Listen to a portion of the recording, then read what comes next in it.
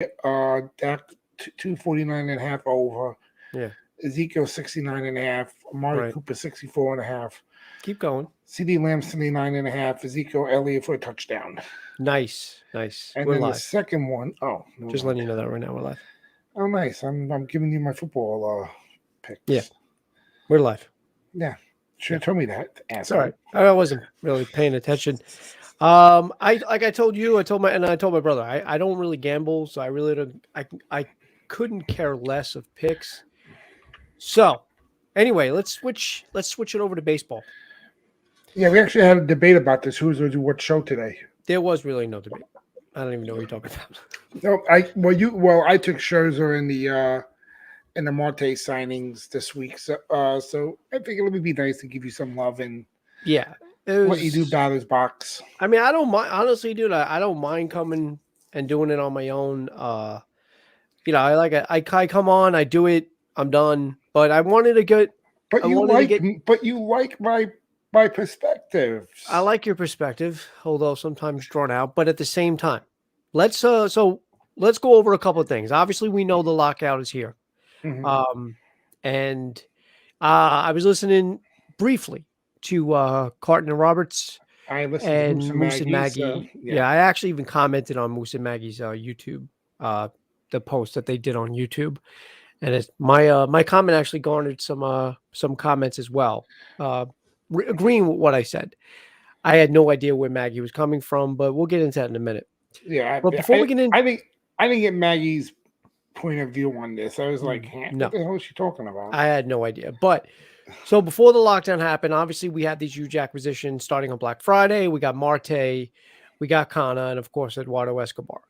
Then a few days later, it happened. We got the big fish. We got Scherzer. But we lost a couple of things that we thought we might have gotten. We lost Baez to the Tigers, and Stroman's now a Cub. Yeah. And we thought one more move possibly was going to happen before the lockdown. We thought maybe another pitcher. We thought maybe even what's his face, Chris Bryant, something like that. A lot of the New York news media they're still pushing Bryant. I don't know if it's going to happen. I would love for it to happen, especially that we lost Baez. So I really don't know what to expect. But now we can't expect anything because it had to have been done before yesterday. And now that the lockout is here, there can be no negotiations whatsoever. Not even a phone, no contact, no nothing. So. I really hope this doesn't take a long time to figure out, because the way Maggie was talking about possibly missing 60 days and, they'll lose the war, but no, they'll lose the battle, but win the war. If you're a major league owner, or if you're a player in general, but as a major league owner, after coming off of a 2020 season of making no revenue, some owners were basically hand-tied. Look at the Cleveland Indians. They couldn't afford Lindor. That's why we were able to swoop in. I mean, we didn't really get him for a deal, but we were able to take advantage as a new ownership of the market and how bad it was, and we took advantage of some of the shortcomings of other owners. I don't think some franchises can afford to lose 60 games. Obviously, not all of them would be home, but it would still be some revenue loss. Really quick, we have a comment. Scherzer's contract also includes AARP and Life Alert because of how old he is. I mean, I don't know, dude. Come on, stop. Yeah, I mean, he's only going to be, first of all, it's a 3-year deal. He can opt out after 2. If we would have given him 5 or 6, I can see that. If you look at the Arizona Diamondbacks of 2001, they had two of the best 1-2 punches in Randy Johnson and Kurt Schilling, and they were both at the same age. No, they were actually, right. The big unit was already in his 40s at that point, I believe. Mm-hmm. Oh, by the way, just glance at your comment real quick. Good point. Oh, Maggie? Yeah, yours. Yeah. And the other thing is too, look, here's the other thing though too, and I don't want to be the typical, well, I want to be the typical Mets fan, because the typical Mets fan is going to be pessimistic and say, well, like you said, Mike, who's going to be the first on the IL? But here's the thing. Scherzer has not, in the last several years, he's definitely one of the better pitchers in baseball, if not the best. Mm-hmm. DeGrom, small sample size, but I think I could be biased as a Mets fan. I think DeGrom is a little bit better, especially he's younger.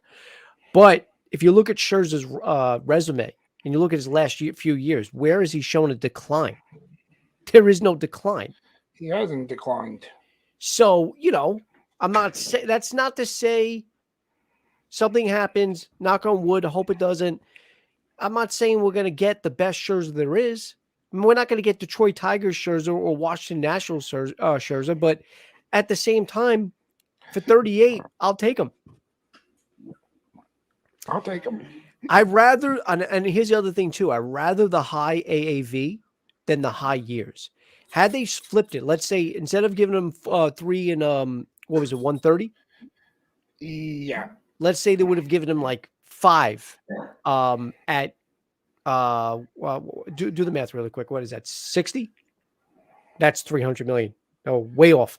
5 at Wait, was it though? Wait, it comes out to 130 a year for the 3 years? Yeah. So that's 390.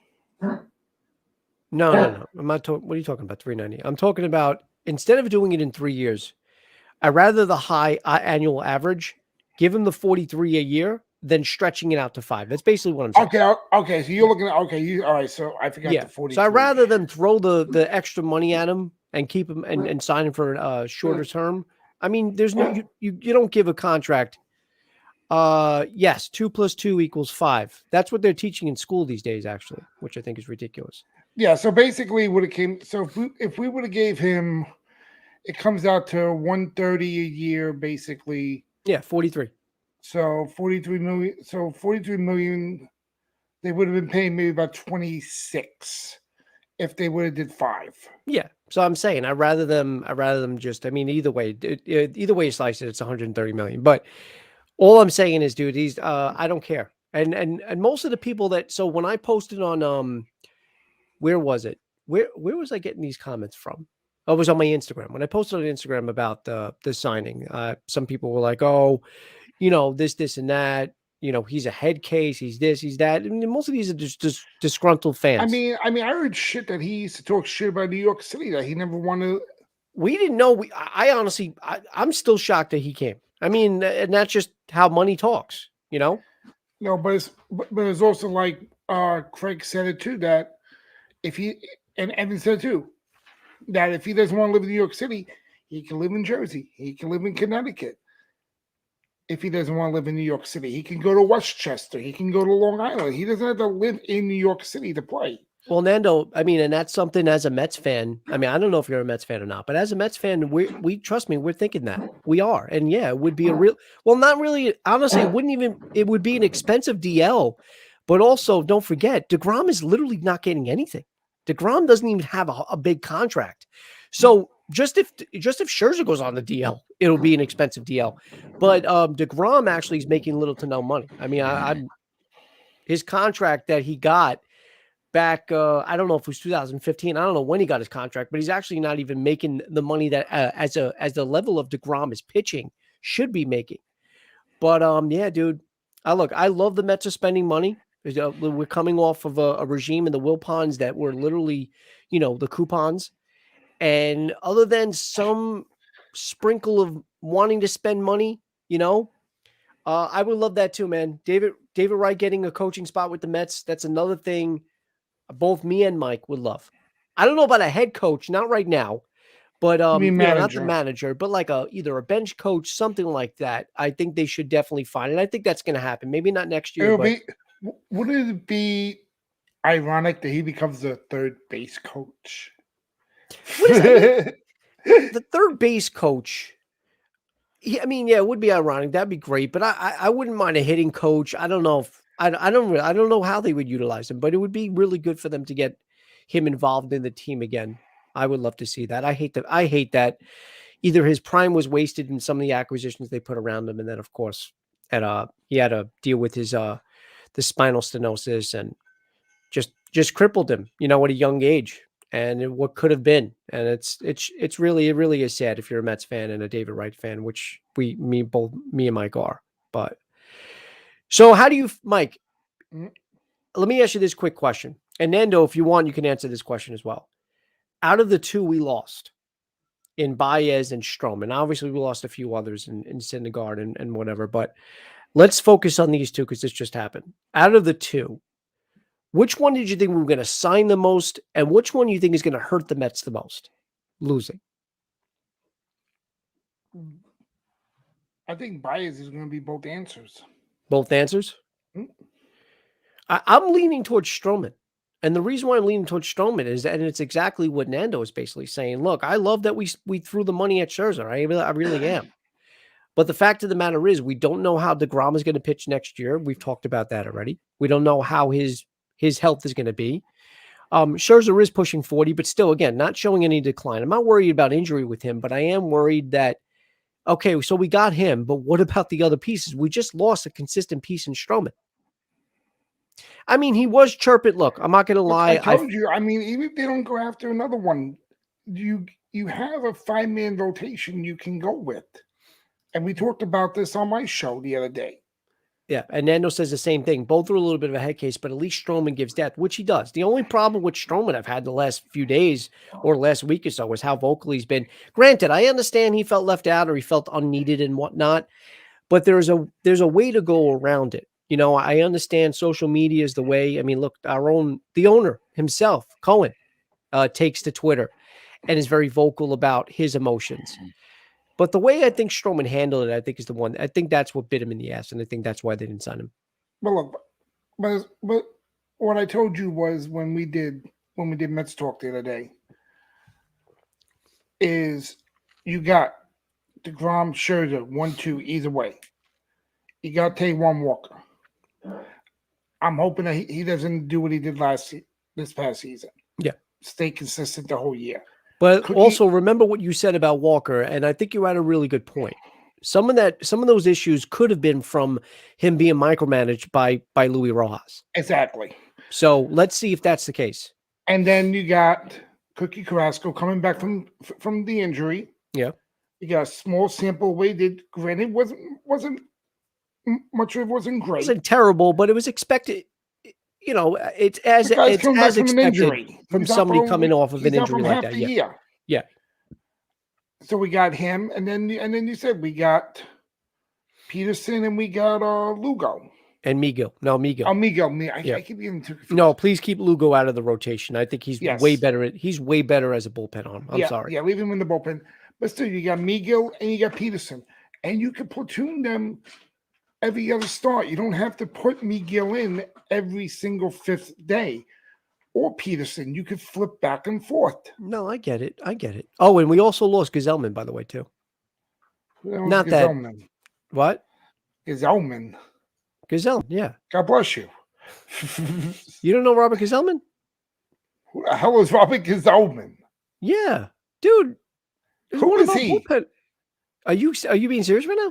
I'm being serious. I don't bullpen. Yeah, dude. Yeah, I mean he's been hurt last couple of seasons, but yeah. Are the Mets hold on, that's the big question, Nando. Are the Mets done spending? I mean, first of all, they're not done spending. I don't think they're done spending, but right now every team's done spending. They can't as of midnight last night, nobody's spending, but they can't do nothing. As of right now, there's one more piece of the puzzle on the infield that we're gonna get, and we're probably gonna get them. Well, here's the thing now. I think now they're sold on McNeil. Who? I think the Mets are going to just stick with McNeil. I don't think we're going to do anything in the infield anymore. I really don't. You don't think they're going to go after Chris Bryant? Well, first of all, they can't, and we don't know how long this lockout's going to. They're saying it could interrupt spring training. Maggie thinks it might even happen where it affects some of the regular season.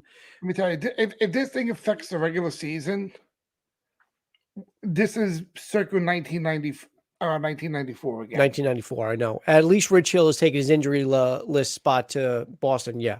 Good. That was thank God it was a small little experiment that we dealt with. Now that's an old pitcher that we didn't need. Yeah.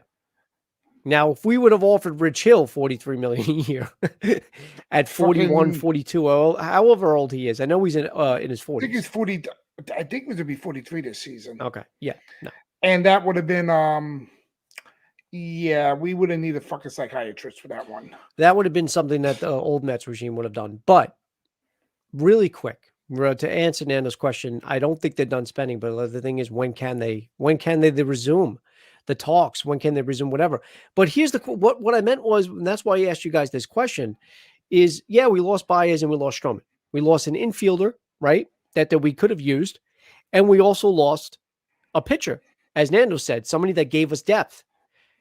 I think we needed a pitcher. I still think if the Mets had to make one more acquisition, one more big splash, one more, like as Nando says, spending the money, we need a pitcher over an infielder. I'm sorry. At this moment, I'd rather both. Don't get me wrong. If we can do it, Cohen has basically said he wants to spend money. So if we could do both, by all means, but I think we should do pitching first. I want one more arm. I'm not, dude. I am not satisfied with that back end rotation. I'm not even satisfied with the middle of the rotation. I don't know what I'm going to get with Taiwan. I don't know what we're going to get with Carrasco. Well, like I said, though, you got to look at it as the way we just said it. I don't want to platoon Peterson and McGill. I'd rather have that than have nothing. Well, yeah. I'd rather have somebody else. I'd rather them go after, now that Gray is gone and Robbie Ray is gone. I mean, some of the big names. I don't think anybody signed Carlos Rodon yet, but like I said, the fact that the White Sox didn't want to even offer him a qualifying offer says something about his health. Because he had literally almost like a hold on. So, I mean, who can realistically come up from the farm system and give him at least a number 5 spot in the rotation? I don't know. I don't know their farm system as far as pitching goes. However, I was talking to Mike about this the other day with guys like Ronnie Mauricio that can play, that was added to the 40-man roster. I believe he's a shortstop, but he can play the infield. We have the other guy, Will Beatty, right? I think his first name. No, it's Brett. I think it's Brett. It's either Brett but Will Beatty, I think, is on the Dodgers. I think it's Brett Beatty. I think you're Brett right. Beatty. Something like that. Well, Beatty, the third baseman in the farm system for the Mets. But that's too soon to bring them up. Yeah, no, I know. I'm just saying what I know that we have in the farm. And then, of course, Francisco Alvarez, one of the top prospecting catchers in baseball. As far as pitching goes, I don't really know. We don't really have a good farm system. That's the other thing that the Mets don't have. I mean, you brought up one of them was Miguel. So I mean, you got a sample of what we had. I mean, it was Miguel. That was it. And Eichhoff turned out to be a Eichhoff was a trade. Eichhoff wasn't a farm system product. Well, he came from the minors, though. They brought him up for that. He was a minor league call up, so he wasn't the minors when we called him up. Hold on, Nando says maybe trade some young kids to the Reds for Castillo and Gray. That would be huge. Castillo, yes. Sonny Gray, no. Didn't Sonny Gray try to play for the Yankees and was horrible? I don't think Sonny Gray can pitch for the in New York. But I said that too. I told that to Mike because I know some teams were inquiring about Jeff McNeil. JD Davis had some suitors as well. I was also thinking too, maybe some of these kids in the farm system for Luis Castillo. I would definitely do that. Are you willing to do that though? We already got a depleted farm system. You willing to give up more? It's Brett Beatty and Will Beatty or Will Beatty is on the Dodgers. It is Brett Beatty. All right, I'm looking at I wanted to look at. So you got JT again. He's 5th on their list in rankings for prospect. He's a right-handed pitcher, and Matt Allen is number 4 on their prospects. Well, isn't that what spring training is all about, to see what you're going to use during the season? So if you're all looking for that 5th man, you put them in and see what they look like. Yeah, I agree. That's what spring training is about. Forget about looking for somebody else and giving away prospects. We can't do that. Our farm system is completely depleted. We may not have to. No, but we may not have to. Honestly, if we can get rid of some other players and maybe one like low-level farmhand, I wouldn't mind doing that, you know? Oh wait, hold on. Oh no, I thought that was a comment I didn't see. I thought you said something about the DH. But let's talk about, you know what? Let's focus our attention really quick to the lockdown. I was trying to look at what both sides want. We already know what MLB wants. We already know they want to extend the postseason to 14 teams. They want to, I think, implement a pitching count, like a pitch clock. Yeah, pitching clock. A few other things too, but MLB, the players basically want this, and also the players want the universal DH. So the MLB itself will give them the DH and some of their demands, not all of their demands, if they get these other things, and like that I said, that's the expanded postseason. But dude, I saw one proposition with the expanded postseason. If they expand the postseason, they got to shorten the regular season. I don't know about that because you're not expanding the games, you're just expanding the amount of teams that can go. You're not expanding the length. But that's going to make the postseason longer, and you'll be playing the World Series in fucking December. Either do one or two things: either shorten the season or start the season early. I don't know. I don't know how it would work. Because you go to Florida and Arizona for the spring training. You can start spring training in January if you're going to two warm states. You actually you raise a good point there. But here's the other thing though too that I read as well. One of the other propositions of this this new playoff thing would be I forgot which. Well, if the first round team gets a bye, we already know that. But I can't remember which team. But one of the team gets to pick who they want to play. Can you imagine that? That's completely retarded. Can you imagine going into the postseason, maybe as I guess the number 2 seed or something like that, and you get to pick which team you want to play? Here's the thing, and you got and it's such a sad thing. You got both sides are so fucking greedy in what they want, and the owners are greedy. Well, no, the players are greedy, but the owners are greedier. The players. Especially during the pandemic, like, all right, you had no fans at 20, but then, like, even they made the point, like even Boomer said this morning too, a 50-cent beer coming out of a tap is $4.50. Yeah. What the hell do you need that for? Look, the players have certain things on their agenda that I agree with, but they got to be careful because, and even MLB basically said, look, you guys have probably the best union in all of sports. You play for a league that is not capped. I mean, you have the luxury tax, which basically tries to keep certain teams down, and they get taxed heavily if they cross that threshold in consecutive years. But for the most part, there is no cap. But the players want the bigger salaries. I was reading over some of the things they want. They want the bigger salaries when they're younger. They want to get paid when they're in their prime.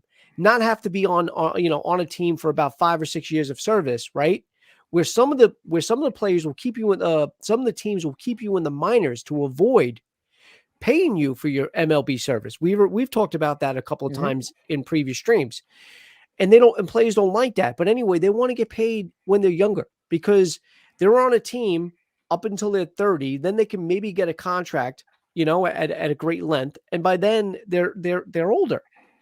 What was some of the other things? They're tired of teams not being able to compete. They're tired of all 30 teams not competing. You got teams that tank.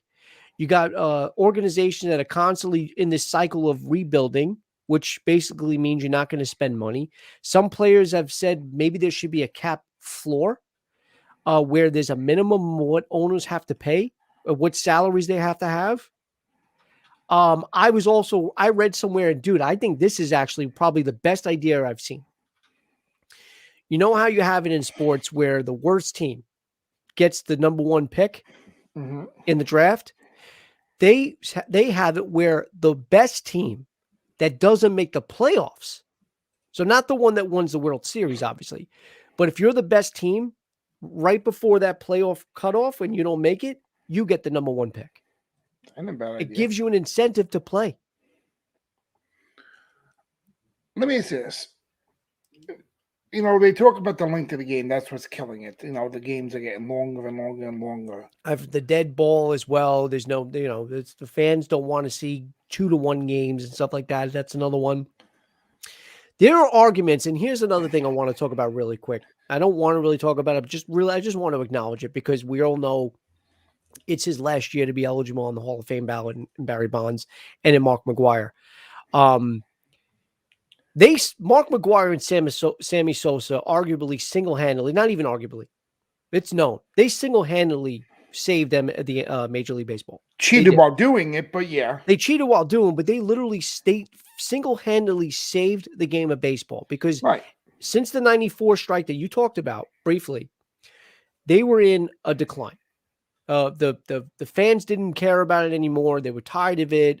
Many older fans cited them as being greedy and whatever. So we know what happened. And some teams got cheated. The Yankees and Expos were, I think, the best teams heading into that strike. So, who knows what could have been. But anyway, Imagine the Expos winning the World Series that year. they were one of the best teams in baseball. You look at that team and who was on that team, it's sick. They actually stole the World Series from Vladimir Guerrero. They did. No, you're right. And not only Vladimir Guerrero, I believe Larry Walker was on that team. Larry Walker was on that team too. Wasn't Pedro Martinez on that team? I think he was. I want to say Or yes. the Dodgers. I think pretty sure he was on the Expos in '94. I could be wrong, but then anyway, we'll get. I don't want to. Yeah. So fast forward 4 years later in '98, when you had the big home run race in McGuire and Sosa, that got the fans wanting to see the games again. And then you got Barry. He was like, all right, well, if these guys are going to fucking cheat, he started juicing in '98. He's like, fuck it. I'm going to cheat too. Now, I have always gone on the record and say, I don't believe Barry should go in. And it pains me to say this because I love Barry Bonds. I love Barry Bonds when he was a Pirate. I love Barry Bonds in the early 90s. I love that Giants team of 93 who just missed the playoffs by one game, even though they won over 100 or had 100 wins. But that was the old alignment where it was only NL East and NL West back then. The good old days of baseball. And the Braves won either one or two more games over them. There was no wild card. But anyway, it pains me to say this, but like, you can't really reward a player for physically cheating, but then take a player who with great achievements on the field in Pete Rose and not allowing him in because he gambled. Had nothing to do with his play, although he did do something that was a cardinal sin. And I understand why MLB banned him, but to take his merits away off the field is just it's mind baffling to me. But anyway, now you have an era of it's all pitching now. It's all defense, it's all pitching, it's analytics, it's the shift. And I know a lot of people complain about the shift in baseball and how it's killing the game. Then you got other people like me who's like, well, you know what? Maybe a strategy. It's like football. You have a strategy. It's like any sport. There's got to be a strategy in defense. Hit it the other way. You have it's still and I know there are hitting mechanics, and it's easier said than done. I'm not a major league player. I would never be. I was never that good. I was T-ball good. That's it. But I was lowly good. It's crazy to me that you have a whole side of the infield. If you're a left-handed hitter, you have the whole side of the left side of the infield down the open. third base line. But they don't want that. They want the stats. They want the long ball. They want the home run. I understand that, but like if they're going to do a shift, so like that's how it should be, Nando. So let's say that's how it should be. Hold on, Nando's got a great point in Freddie Freeman on the Braves. He's a master of hitting against the shift because look, here's the thing. This is nothing new. The shift is something that's not like it's been in the league for a few years now. It's not something new. Adapt. No, but like I said though, if you're gonna have your whole infield covering, like the left side of the field, and you're a left-handed hitter, and they're expecting you to hit it to right field, then just square down, hit the bunt down the third baseline.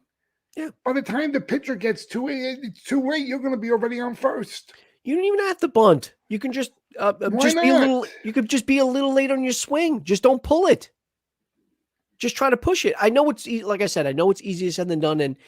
And one of I can't remember which player I was watching, and he was interviewed, and he basically said, "I have a specific mechanic in my swing," and a lot of people think it's easy just to be like, "All right, well, I'm just going to change." It's like you just can't do that. But whatever. I think it was Alonso that said, I can't remember who it was. But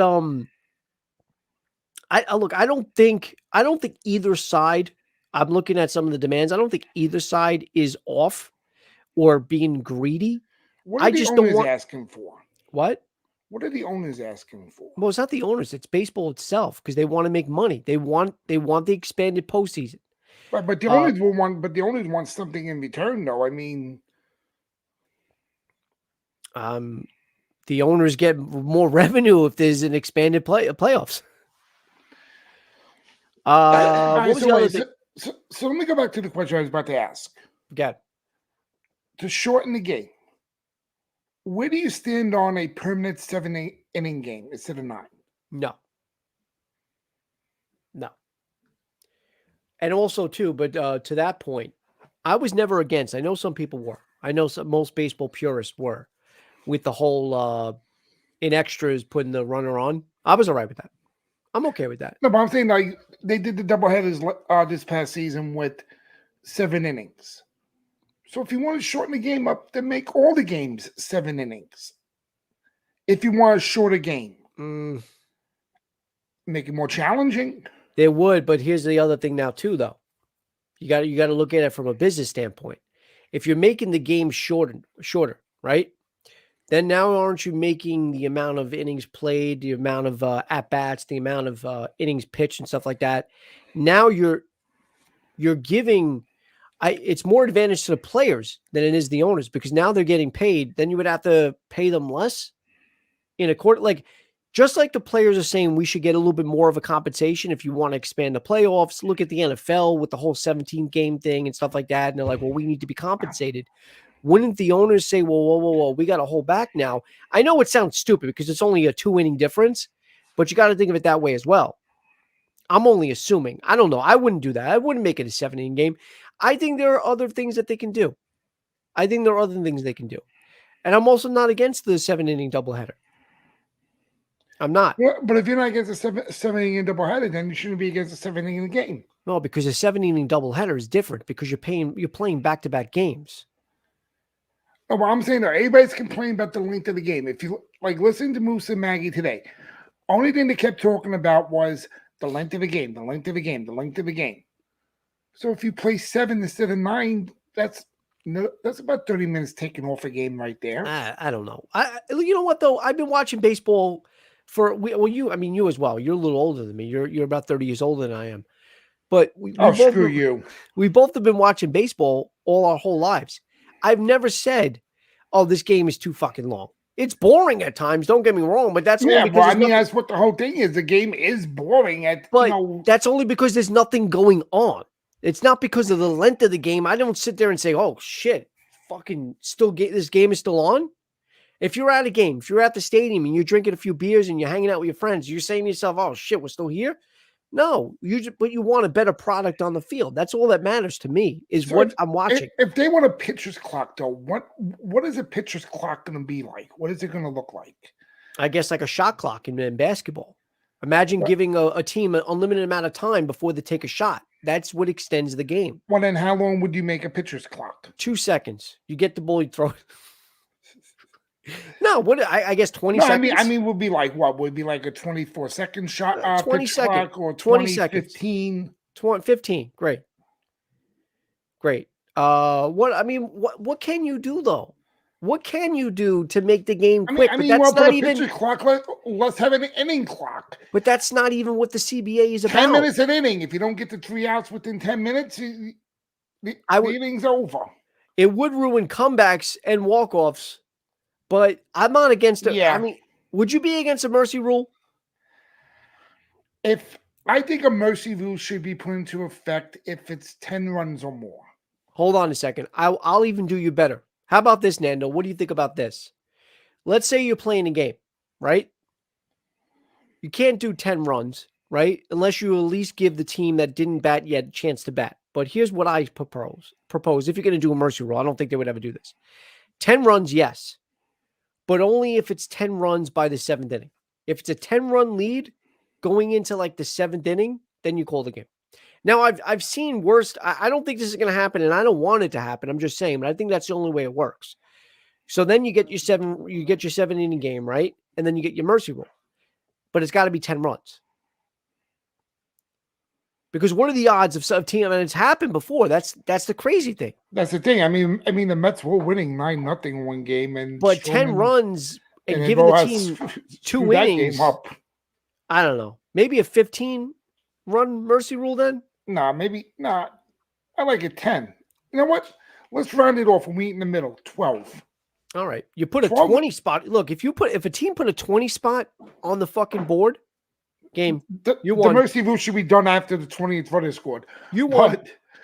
But if it's 12 runs, Yeah, that's the other thing though by too. the 7th inning of the team that's down by 12, yeah, call the game. That's the other thing too. When that starts happening, they start bringing in the what do you call it, position players to pitch because they don't want to throw out the arms of a bullpen when it comes to something like that, or even when you have these high scoring games, right? You're allowing all these runs. They're doing all these pitching changes. They've depleted their whole fucking rotation and bullpen. You got the fucking catcher or first baseman leading the outfield. Wait a minute. What happens in a case scenario? A team is winning 12-0 and that pitcher's pitching a perfect game. You can't have a mercy rule then if it's a perfect game. Well, what if it's all right? What if here's the other thing now?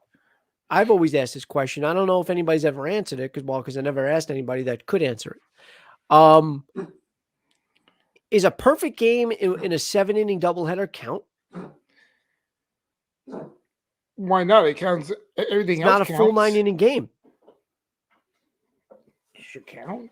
It's not a full 9-inning game. So do they get the perfect game? Is there an asterisk? I've always actually wondered that in a doubleheader, when the game is only shortened, when the game is shortened to a 7-inning game, do they count it as a perfect game? I remember thinking that when they first implemented that rule. I mean, technically yes, but with an asterisk. I don't know. I mean, we haven't gotten a perfect game in a doubleheader. Yeah, I haven't seen a perfect game in a 7-inning game yet. That's the only. Because the other thing I was thinking of too. Here's my other question. I believe 5 innings is the minimum for a W in baseball. You have to pitch at least 5 innings to get the W, right? What about in a 7-inning game though? Because it's only 7 innings. Do they shorten it? Do they shorten it to 4? Like, I don't know. I have no idea. I don't know, but we're ahead of ourselves. I hope we get a couple of things out of this. Obviously, I hope we get the DH, but the universal DH, but that's from the player side. The players were also arguing about arbitration and stuff like that. And a few other things that players were demanding. Which it doesn't matter about which side gets what. I just hope it gets ironed out before the spring training. Hold on, we're going to say goodnight to Nando. All right, guys, got to go to work. Good talking baseball. Good night. Be safe. You too as well, and enjoy work, man. Thank you very much for stopping by, and thank you for the comments. I appreciate it. It was a good line of dialogue and interaction. But yeah, look, like I said, I was looking at the things that they're demanding, especially from the owner's side or the Major League Baseball. Like we said, the CBA expired in December 1st, so we knew this was coming. I just hope they get something worked out. I really do, because I mean, we did get. Well, look, let's be honest. We got spoiled. We got spoiled this, the past weekend, Black Friday, and moving forward, we thought we were going to get something else. I thought we were going to get something else. It didn't happen. And right now, everybody's at a standstill because of it. But let's go to that whole thing I was talking about earlier with the whole Moose and Maggie thing. So Maggie has said, basically saying, like, she can see. First, she said it's not going to be that many games, right? Like, what if it goes to 60 or something like that? And you read my comment. I was like, Maggie, a few games and 60 games is a big difference, especially coming off of a 2020 where the owners made little to no revenue. Like, the only ones that really made any revenue was ones that have like the TV network deals. They make revenue on that. That's it.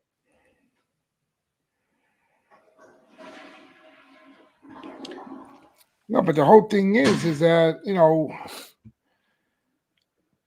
this is. I just got a bad feeling that it's going to be 1994 revisited.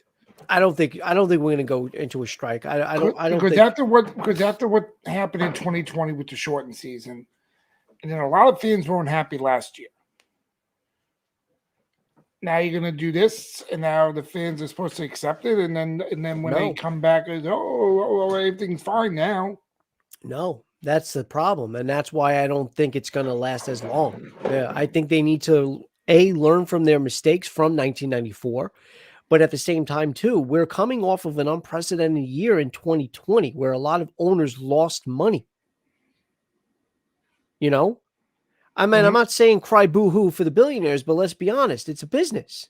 And if they're not making money, if they're not making revenue, and they weren't able to afford their free agents last year or make other signings or stuff like that, and they had to get rid of players for next to nothing via trade or whatever because they couldn't afford to re-sign him. So you get a guy like Lindor, right?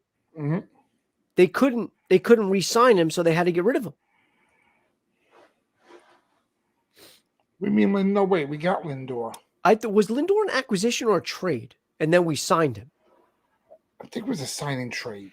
I could have sworn it was a sign and trade. All right, okay. But they still traded him for what's his face, Rosario and Jimenez. Mm-hmm. They still had to trade him, but the reason why they traded him, the Indians, is because they couldn't afford to re-sign him. So they said, you know what, we might as well get something for him. I don't know if that's the case if there was no 2020.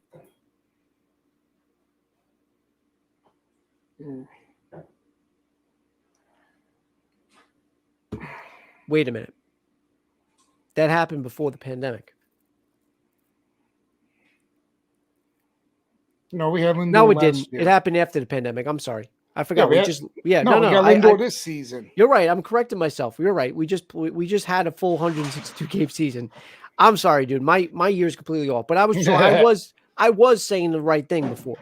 That is why the Indians had to get rid of Lindor, because they couldn't afford them. So my point is, you have to learn from 1994's mistake, right?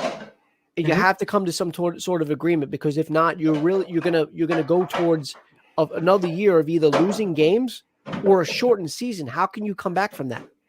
Especially if you're a small market team, is what I'm saying. That's what I'm saying. That's what a lot of people are pissed off about. Yeah. And you're gonna have, I don't know. It just doesn't look right to me. It doesn't, because baseball is struggling. You know, it's not even because of the pandemic. Baseball has been struggling, and I know they've been trying to do things to make it quicker. They've been trying to do things to make it more fun, but at the same time, I'm like, look, I'm a fan. I still watch it, whether it's Mets or I watch other teams too, just because I like to watch the sport. I have baseball video games that I play. I curse at the TV, but I still play it because I like the game of baseball. Right. So we'll see. But if anything changes or anything, we'll come back on. We'll talk about that. Any other Met news and stuff like that. But Mike, I do appreciate, and I want to thank you for coming on. I literally messaged you just a couple of hours ago and said, hey, or a few hours ago, earlier today. I was like, hey, you want to go on a little later? So, and you said 7:30, and I'm glad you were able to come on. I appreciate that. And like I said, you know me, I ain't got no life, so you know. But still, you still took time. You still came on, and like I said to you and everybody else who's watching, if anything else happens, we'll come on. We'll talk about it, and that's it. Yeah, I mean, you know, like I said, I mentioned to you, I wanted, should we do Mets talk, and then you basically said you want to do Batter's Box, and I was like, well, considering I gave you, I took a couple away from you, yeah. Yeah, we haven't had a group on my channel in a while. We had you had a couple on yours, and then I did a couple of solos. But anyway, like I said, we'll talk about something that if anything else comes up. I really hope they get this done and talked over. If they can get this figured out by New Year's, it'll be good. Yeah, because you don't want to go. Maybe the effects won't hurt as much. But if this thing starts drifting into February, when pitchers and catchers start coming down, you're gonna get a little bit of a problem, because now you're looking at if it leaks over, then you're looking at a late spring training. Then you're gonna cut the games down from 162 down to 120.